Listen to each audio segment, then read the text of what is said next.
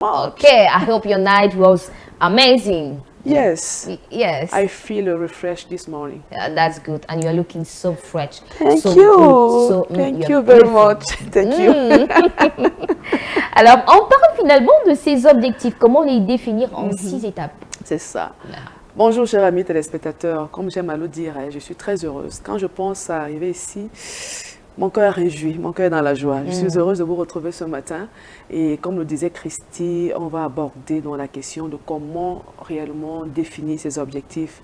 Et pour un bref petit rappel, pour ceux qui n'étaient pas en direct avec nous lundi, nous avons parlé des avantages.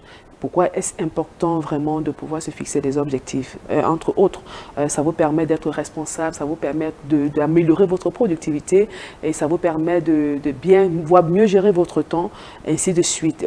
Aujourd'hui, dans 6 étapes, donc, on va vous faire montre comment définir ces objectifs, comment les arrêter, comment les établir. La première des choses à faire, parce que on ne peut pas définir ses objectifs si on ne sait pas où on va. D'accord. Bon, moi, j'allais me dire que l'objectif, c'est où on va. Ou bien, je ne sais pas. Ce qu'on doit faire pour atteindre ce qu'on veut, ce qu'on voit, quoi, en quelque sorte. Je crains de ne pas bien comprendre, peut-être qu'à la maison aussi. Voilà, oui. Voilà, je vais mieux m'expliquer. D'accord. Quand on se définit les objectifs, c'est pour atteindre quelque chose. C'est pour avoir des résultats escomptés en amont. Mais il y a un leitmotiv qui nous pousse à fixer ces objectifs, l'élément déclencheur même. Donc la première étape, c'est connaître cet élément déclencheur. C'est la vision. Tu vois quoi? Ok.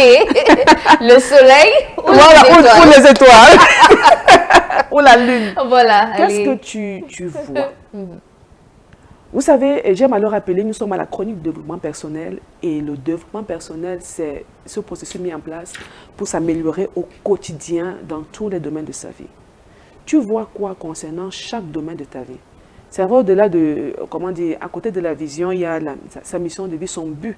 Et quand tu as ton but, il faut absolument savoir où tu vas avec ce but-là. Tu vois quoi dans chaque domaine de ta vie? La vision, c'est cette représentation, voire une image mentale claire de ce que l'on se fait de l'avenir. Aussi simplement défini. Donc la première des choses à faire, la première étape, c'est connaître ta vision, ce que tu vois. Parce que tu ne vois rien. Il sera très compliqué pour toi de te fixer les objectifs. On est d'accord, n'est-ce pas, chers amis téléspectateurs? Il faut voir quelque chose dans le domaine spirituel, dans le domaine familial, dans le domaine santé, bien-être, par exemple, dans le domaine relationnel, professionnel, dans le domaine social.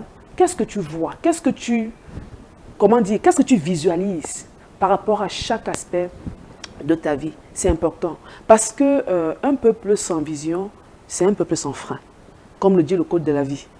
Si tu n'as pas de vision, tu vas dans tous les sens. Si tu n'as pas de vision, on va te mener par le bout du nez. Si tu n'as pas de vision, tu es en train de naviguer vraiment à vue. Parce que tu as une vision, tu as une représentation claire de ce que tu veux voir dans un jour, dans 2 jours, dans un mois, dans un an, dans 10 ans, dans 30 ans, dans 40 ans. Parce que dans cette vision-là, tu penses même aussi à tes petits-fils, à tes arrière-petits-fils. Pourquoi tu penses à un héritage que tu es en train de construire et que tu vas laisser. Et parce que donc tu as cette représentation claire de ce que tu te fais de l'avenir, maintenant donc tu dois donc t'arrêter et aligner cela sur tes valeurs. Parce que la deuxième étape, c'est tes valeurs. C'est très important. Prendre en compte tes valeurs. Parce qu'il va falloir que tout ce que tu arrêtes de faire soit aligné sur tes valeurs et tes priorités. Le cas chez nous, par exemple, dans notre mouvement Impactitude, nos valeurs se résument dans cet acronyme ATTIS. Amour, travail, intégrité, service, excellence. ATTIS. Ce qui fait que dans tout ce que nous faisons, nous engageons, on se rassure que c'est aligné avec nos valeurs. Et quand nous parlons par exemple d'amour, c'est que nous mettons l'être humain au centre de ce que nous faisons. Donc, quelles sont tes valeurs? Il faudrait que ce que tu vas convenir de faire par rapport à ce que tu as visualisé soit étroitement lié à tes valeurs et aussi à tes priorités. Si tu n'as pas de priorités, tu seras la priorité des autres. Qu'est-ce que tu veux dire par là?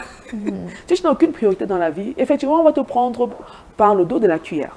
Il faut avoir des priorités. Et je me permets encore de le dire aussi, ça va dire non à des moments. pouvoir dire non quand il le faut. Donc, il faut avoir des priorités. En troisième étape,